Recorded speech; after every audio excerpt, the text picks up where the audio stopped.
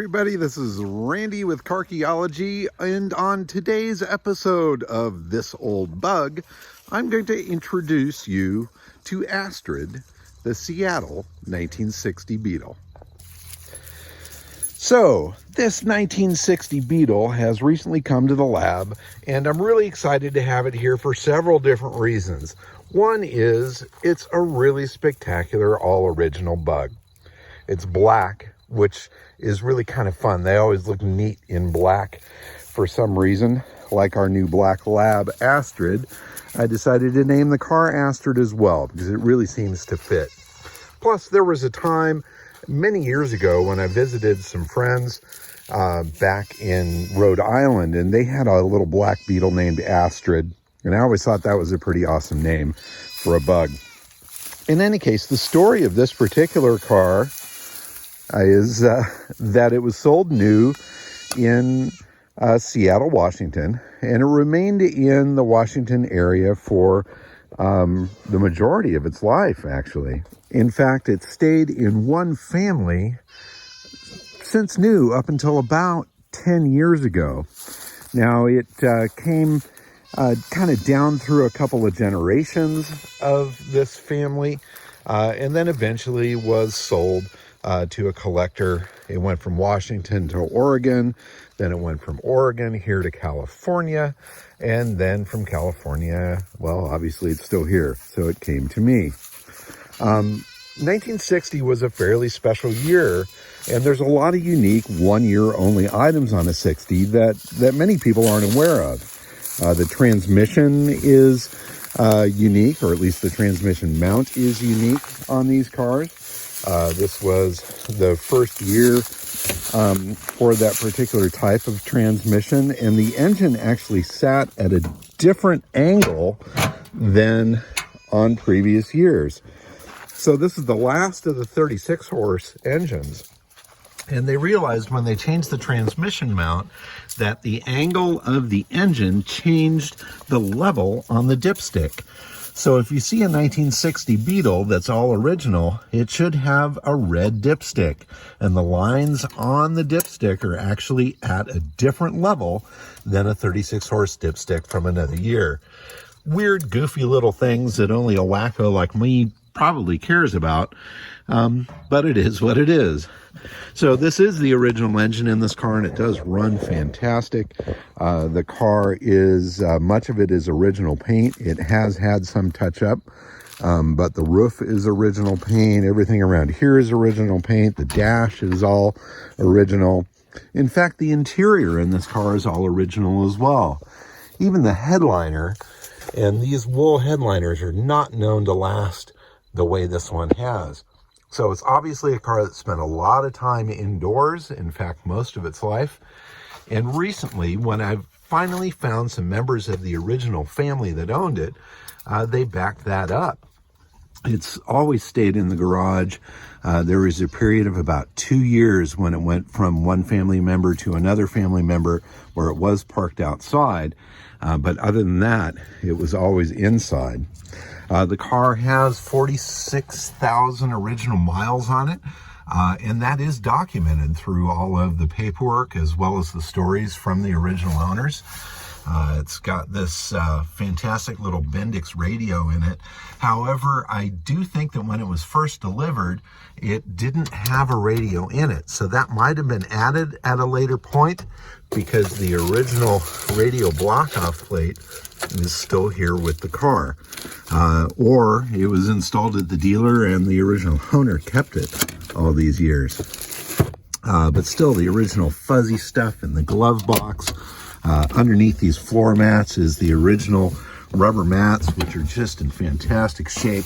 I mean, even underneath the driver's side here, there's barely any wear on that floor. A little bit of wear on the original carpet here on the sides, but wow, just fantastic. And this is the original upholstery, front and back, still in amazing shape. Door panels and stuff as well, original stuff. Doors open and close, fantastic. Neat car. It's got the Wolfsburg crest horn or hood emblem on it. That was something that stopped in 62, I think it was. Let me pull the hood open here and we can see some of the goodness in here. Now, one of the things on these early cars that have what they call a 4-tab hood, where the emblem is held on with 4 little metal tabs that go through slots on the hood, is that those are the cars that have the hood prop here.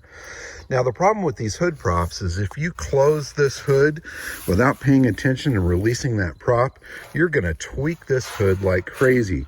And in fact, I've seen a lot of really nice original cars that'll have a crack here in the hood from that being bent back and forth. This one has obviously had a little tiny pucker to it, but it's never been pushed hard enough to really do major damage.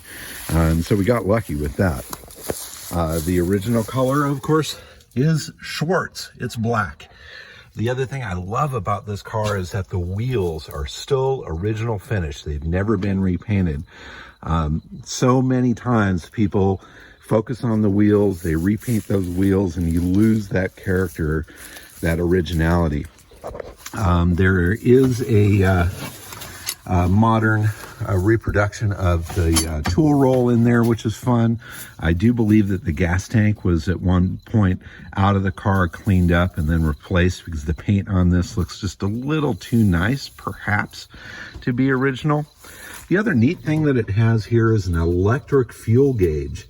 So in 1960, these things were not equipped with fuel gauges. They had a fuel reserve lever that is underneath the dash. And so it still has this fuel reserve lever right here, but it also has the accessory gas gauge. Now, this gas gauge looks an awful lot like the mechanical ones that were available on later model cars starting in 62, I think it was. But this one is electric rather than cable actuated, where a cable goes directly into the float. You can see there's some minor differences. Reserve 2/4, it's just a little different. I think somehow the graphics of it are different, and the casting here is it's actually a metal or a chromed casting on this style gauge, where on the production gauges in later models that was aluminum. Why do I know all this stuff? I guess I just do. In any case, back here I do have a little file on it, and through this file I've been able to track the history a little bit. One of the things that I really like when I find these cars is if there are records. And this one does have this little auto record expense book that shows this gentleman here, Ed Duggan, in Tacoma, Washington, as being the owner at the time. And I came to find out that he was actually the second family member to receive this car. The original owner was his mother-in-law, if I remember that correctly, or some sort of a relationship in that way. In any case, she had taken care of it extremely well, and so when Ed got it, he continued on with it. So in August 1983, the car had 34,000 miles on it, and he took extremely good care of this car, wrote down every thing that had happened to it, any sort of service through that period, not that it got driven much. And then as we get into here, let's see, so here's 1988, it's got 37,000 miles on it, 39,000 miles in 2006. This is after it traded hands to another member of the original family.